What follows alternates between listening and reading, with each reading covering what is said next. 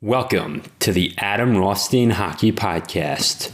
This is the podcast where we talk all things hockey, interview players, and help new ones learn the game. If you want to learn something new about hockey, this is your show. Get ready, you're listening to the Adam Rothstein Hockey Podcast. Welcome into the Adam Rothstein Hockey Podcast. This is episode 12. So, I was curious over the weekend, wondering how is the NHL going to maintain its popularity once Crosby and Ovechkin are gone? Kane's getting up there too. Tays getting up there as well. Malkin is getting up there. Like the guys who made the NHL popular in the late 2000s and early 2010s are going to be on their way out soon. Ovechkin maybe has 5 years left. Crosby's got maybe 5, maybe 6 if he pushes it left. You have Subban, who's retiring really early at 32 years old, and then you have everyone else going the way of the dodo or just saying goodbye. Connor McDavid, Jack Eichel, even they're going to have to be the ones to maintain it. And I don't think they just have the charisma Crosby and Ovechkin had. I don't know if it was more of a branding thing that happened and the rivalry between Crosby and Ovechkin when they came up, but they just don't have it too.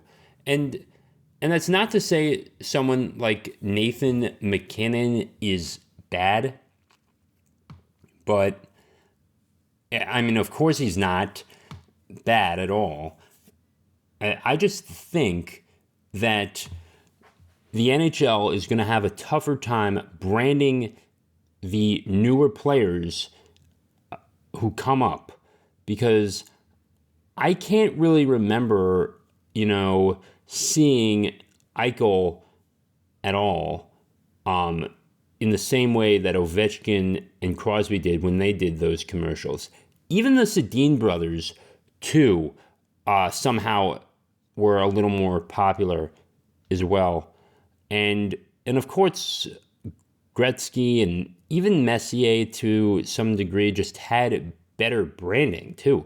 Like, can you move merch? Can you move some merchandise? I don't think. I mean, Matthews is in a good place. He is in Toronto. Jack Eichel, on the other hand, is in Vegas, and they weren't doing too good last year. And now that the Raiders are in Vegas, no one's paying attention to the Golden Knights as they once were when they first, had their inaugural season and got to the Stanley Cup and faced the Capitals. That was something else. That was just out of the blue, of course. It was not anything you'd expect, but they're gone. Like that hype is gone in Vegas as well. And let's just take a look at Eichel.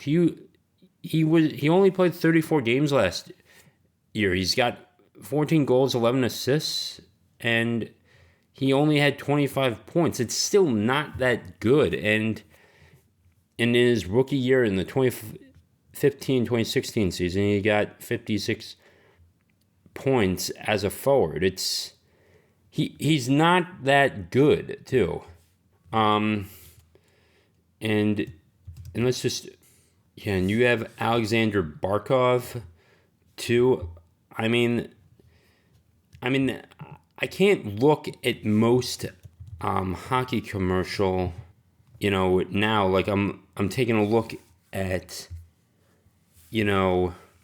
everything else. It's not like the branding is not there. It's just, you know, I don't see the market with these with anything.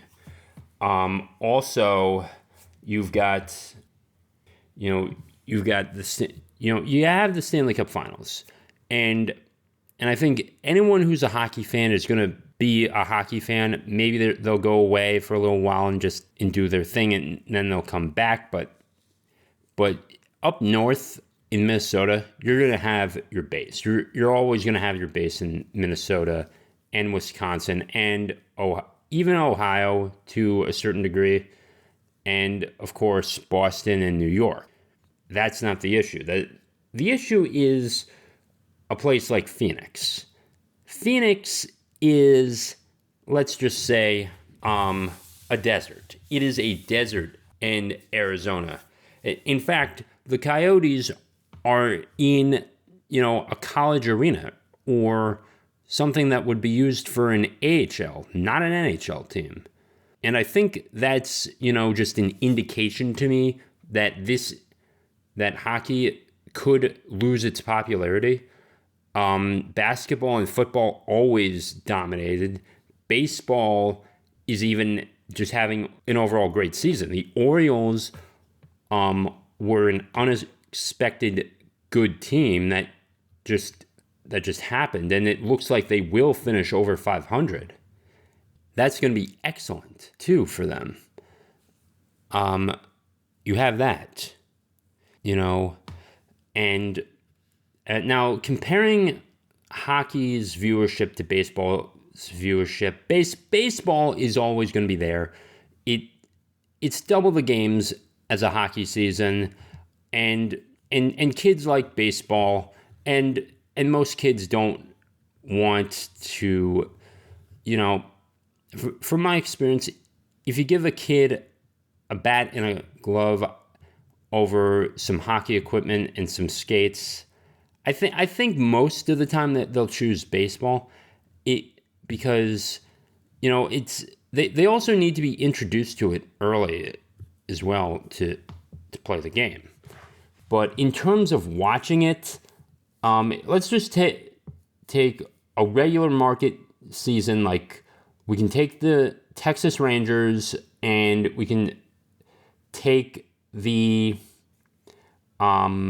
Rays. We'll just say we'll take the Rangers and the Rays, and we'll put that on a TV at some local bar in Florida or Texas. And then we could take the Stars and have them either against the Panthers or the Lightning, and just see like who's going to be viewing what as well. I think more people would still tune into baseball, honestly. Are still tuning in to baseball. And the NHL has done, their outdoor games. They've done the Winter Classic, but I think after the Legends go, it's, I don't think anyone's going to break either Gretzky's or Howe's record anytime soon. Yager did really well despite playing over in Europe, and even playing into his late 40s, he did really well. Ovechkin looks like he's gonna break Gretzky's goal record. No one's gonna break Gretzky's points or assists record. Austin Matthews actually does have a chance to break Gordie Howe's, but remember, he still has to maintain so much more, and in maintaining 9 50-goal seasons too, and having, a few 60-goal seasons in there as well, or like 55 goals a year, doing really getting your numbers up in hype years. I do not see Austin Matthews doing that. I just don't. He's 24 years old as of now, at the time of this recording, even though he's going to be 25 he's 25 now. It's September. His birthday was in September 17th. It was about a week ago.